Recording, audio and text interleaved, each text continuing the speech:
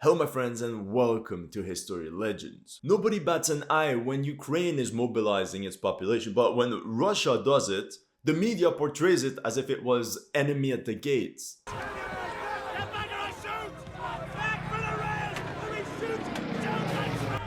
the one with a rifle gets killed, the one who is following picks up the rifle and shoots! Here's an article from my beloved The Guardian. The only thing they're guarding is fake news. 82,000 conscripts? That is factually incorrect. Russia called reservists. That means men that already went through conscription at one point in their life. Oh my god, that also means that Russia has 25 million reservists. Here the ISW, I don't know what it stands for, but they said Russia's mobilization will fail to produce even low quality fighters. And now the Crown, the DoD, they say that the fact that Russia is sending more men to the front will reinforce their failure and accelerate their defeat.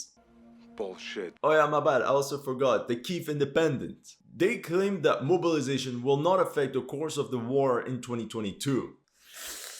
How about we come back to reality? If sending Asiatic hordes of untrained, unmotivated conscripts to the front would accelerate the Russian defeat, why has our beloved Ukrainian offensive stalled since mobilization? In many places, Russian forces even managed to counterattack.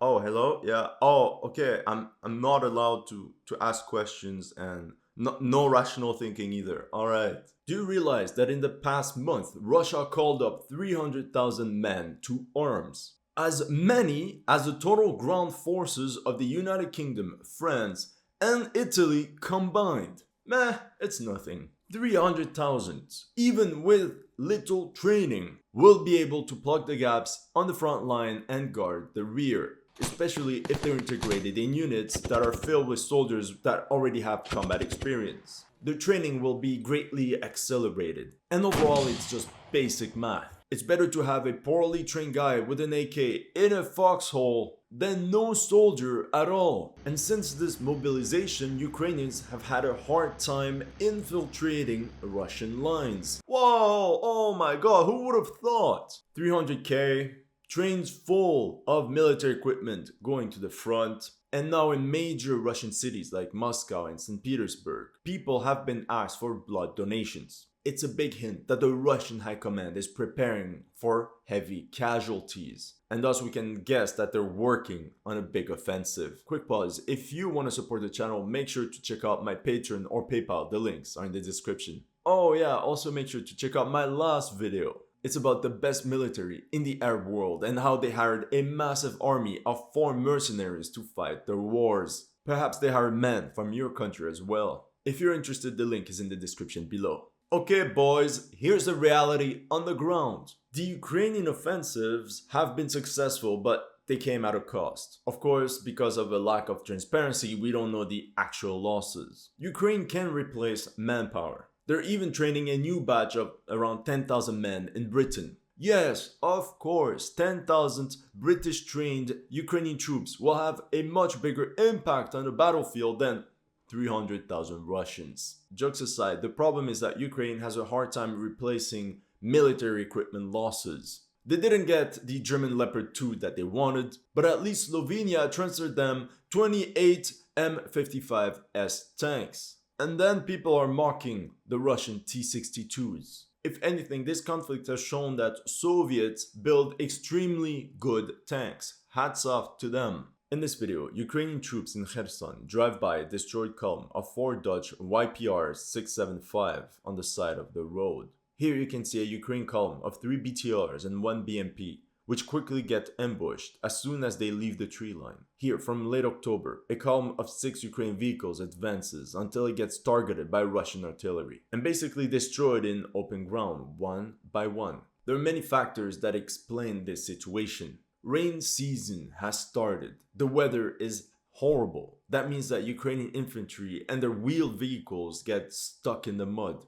which really slows down any Ukraine blitzkrieg tactics which they have done in the past. Then you also have more and more Russian drones in the sky. Not only do they help Russian artillery as forward observers, but they saturate Ukrainian anti-air defenses and harass their troops and vehicles on the ground. Here, a Russian Lancet loitering munition destroyed a Buk M1 air defense system, and here's another kamikaze drone flying straight into an M777 towed howitzer. Truth is, Ukraine is starting to panic.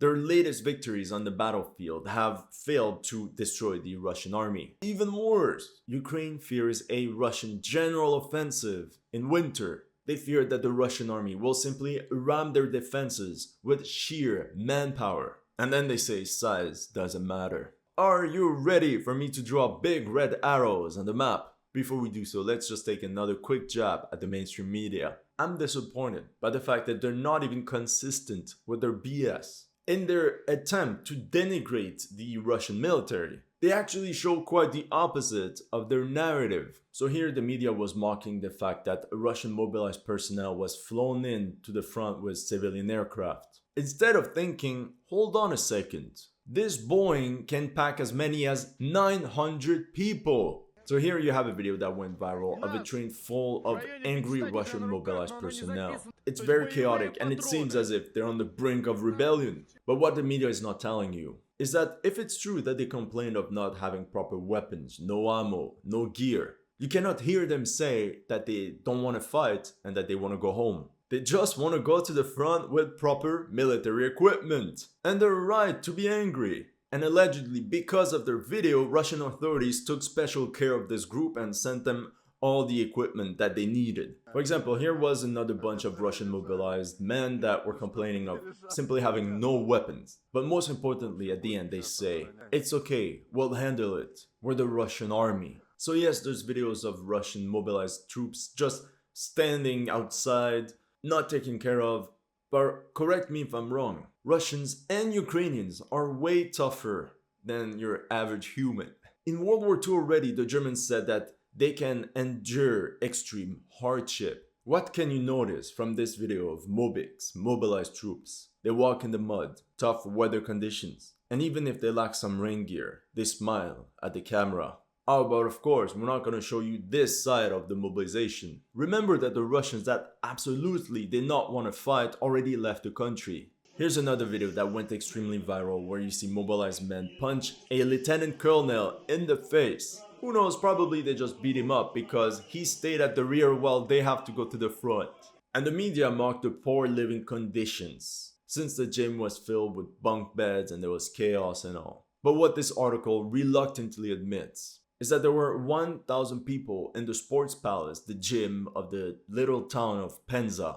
It was packed. It appears that Russian recruitment centers were overwhelmed. So yes, in some places it was chaotic. But remember, Russia has not mobilized that many men at once since World War II. Even Cold War Soviets didn't do it. And that could very well explain the lack of weapons and supplies. The country is huge. If one center lacks something, they have to find what other center has too much. And then it takes time for equipment to get where it's needed. The mobilization has also shown the limits of central planning. For example, a lot of volunteer battalions simply live off civilian donations and try to get their own gear and equipment. And it has proven quite successful, quite faster than the Soviet way of doing. Anyway, in the end, on October 29th, Russian Minister of Defense Shoigu announced the end of the partial mobilization. 300,000 men called up and equipped within a month. But am I the only one who thinks it's strange that they provided us with very specific stats? They said since mobilization, 82,000 people are currently in the zone of operations, among which 13,000 enlisted as volunteers. Of that 82K, 41,000 are already operating as part of units at the front. The others, 218,000 mobilized personnel, are still currently at training centers. Then they also said, 1,300 of the mobilized personnel are government workers, 20,000 are entrepreneurs, and that the average age is 35, which could explain why we see a lot of videos of children saying goodbye to their mobilized fathers. Shoigu also said that the lack of supplies in the early stages have been resolved, and that all mobilized personnel is now armed and equipped to the same standards as professional soldiers. Why would they give all this information openly to their enemy? At war, mobilization numbers are a matter of military secrecy. You would want to conceal the real numbers of your strength and misinform the enemy to cause him to underestimate or overestimate your real capabilities. The effectiveness of deception matters can have a significant impact on the course of the war. Russia can declare to have reached 300,000, but only in fact they got 250,000. Equally, they can claim 300,000 and actually called up 1 million men. You know, many sources inside Russia, they claim that in reality, much more than 300,000 were called up. That's the scary part. They report that actually 1 million men showed up to recruitment offices. It's true that many were sent back home, but their names are now in the database, which would make a second partial mobilization much smoother. Some people on Telegram claim that in the first 2 weeks, 200,000 Russians went through mobilization, but that somehow in the 3 weeks after, only 100,000 were scrapped. If Russia kept the same rate of enlistment as in the first 2 weeks, the figure could very well be, in reality, 500,000 men called up. So if we take this article from Reuters, which claims that half the mobilized men were sent home for being unfit for duty, 50% of 1 million that showed up, 500,000. You know, during the Cold War, NATO intelligence believed that East Germany had 500 BMPs. But when Germany reunited, they found out that they actually had over 1,200 BMPs. Either communists are very bad at bookkeeping, or they're very good at deception. The same could be said about the total military equipment Russia has in storage. Could it be much higher than we thought? Because we keep seeing trains full of military equipment reaching the front line, and enough artillery shells for Russian artillery to keep firing non-stop. You know, some Georgian guy once said, quantity is a quality of its own.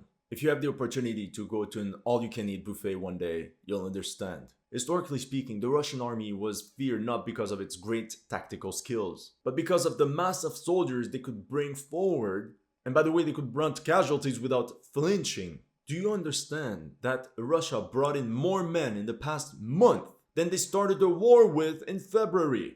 It's great for Russia to have artillery superiority, but military operations in Ukraine have shown the importance of infantry. Till this day, Russia cannot properly advance or hold ground because of a lack of infantry. That was until mobilization. So we know that Russia received approximately 70,000 reinforcements, 30,000 volunteers that enlisted before mobilization, and with that 70k, Russia managed to significantly slow down the Ukrainian offensive. What about when the extra 260,000 mobilized personnel reached the front? We also know that Kadyrov sent an extra 20,000 Chechens to the front, which are not accounted for in the volunteers. And we don't really know currently the number of volunteers at training centers. Some reports point to an extra 50,000 on training grounds, but it just goes to show what type of fog of war the Ukraine General Staff is facing. Either a massive bluff, which pushed them to hold back from their successful offensive, or they're actually about to face a winter storm head on. And why is nobody talking about Russia's spring draft? On April 1st, they called up 142,000 young conscripts, this time actual conscripts. In November, these guys would have gotten 7 months of training, trained by personnel with combat experience. Do you really think that Russia will let these 140,000 conscripts just sit there until the end of their 12-month contract in April? What's worrying for me is that there's absolutely no footage of them. We don't know where they are. And according to Russian law, they can now be deployed in Ukraine. Generally speaking, the older mobilized personnel could train for very specific positions, like signalman, forward observer, artillery crewman, or even as tank drivers. Look at this footage, it's Ukrainian Santa Claus charging Russian positions. And he seems to be doing very well despite his age. Mobilized personnel can also be very useful to beef up Russian logistics, like cooks, mobile bakeries, or even places where soldiers can do their laundry. The rest will be part of attack formations. Imagine Russia managed to get 500,000 extra troops to the front, combat ready, by December. Let's talk about military operations. For now, the Luhansk front line is still the most critical for Russia. Ukraine has regrouped most of its elite shock units in this sector, and although the offensive has slowed down, they constantly grind Russian positions one village at a time. Ukrainians are pushing towards Kremina and Svatove, and currently they try to outflank Russian positions north of Svatove. However, in my opinion, they should watch out for a possible Russian counteroffensive from the north, from Belgorod. Using the flat terrain, the Russians could target Veliki Borluk and then quickly push towards Kupiansk and push south all along the Oskil River. This could form a huge trap for elite Ukrainian formations that would be stuck on the other bank of the river. New Russian Commander-in-Chief Surovikin seems to be advocating for a much tougher combat stance. Step 1 was to stop the Ukrainian offensive by increasing the number of men at the front, but like proved so successful in Kherson, to actually build proper fortifications. That's why there's a lot of footage of Russian trucks transporting pre-made concrete bunkers that they'll just place in the ground. Ukrainians did that a lot in the summer. Now Surovikin is also focused on destroying Ukraine's electrical grid as a way to cripple Ukraine's railroad network.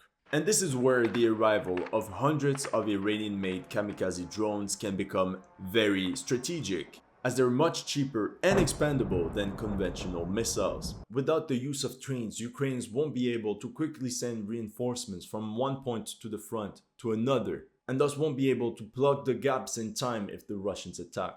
For example, in the past 48 hours, Russian forces broke through on the Donetsk front line. They stormed the village of Pavlivka and now control 60% of it, and they're also approaching the strategic town of Vuhledar. This place is like a mini fortress. It has many high-rise buildings surrounded by flat terrain. The Russians are also attacking Novomikhailivka from 3 sides, a little threesome that the Ukrainians don't seem to enjoy.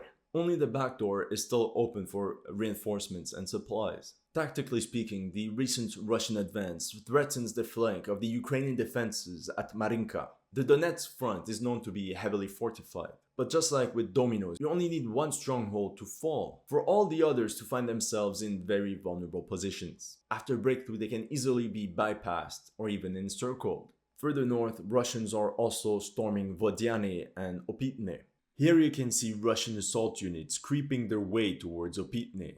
Notice the importance of infantry and the very similar trench clearing tactics as during World War I. If successful, this would mean that they're in the active process of encircling Avdiivka, and the siege is slowly tightening for Ukrainian forces. Now the outcome of all these battles depend on how fast Ukraine can send reinforcements. For example, in Bakhmut, Wagner musicians were fighting their way inside the city. The city was literally about to fall when Ukraine sent immediate reinforcements. And a quick Ukrainian counterattack allowed them to reconquer the entire city and even push beyond. All the Russian gains in the past 3 months were cancelled. Ukrainian troops are also standing their ground at Soledar, with battered units constantly being replaced with fresh troops. As you can see, the battle depends on Russian capabilities to stop Ukrainian reinforcements from intervening. That's all I have for you today. Let me know in the comment section what you thought of my analysis. If you're new to this channel, make sure to like and subscribe. And if you want to support the channel, make sure to check out my PayPal and Patreon.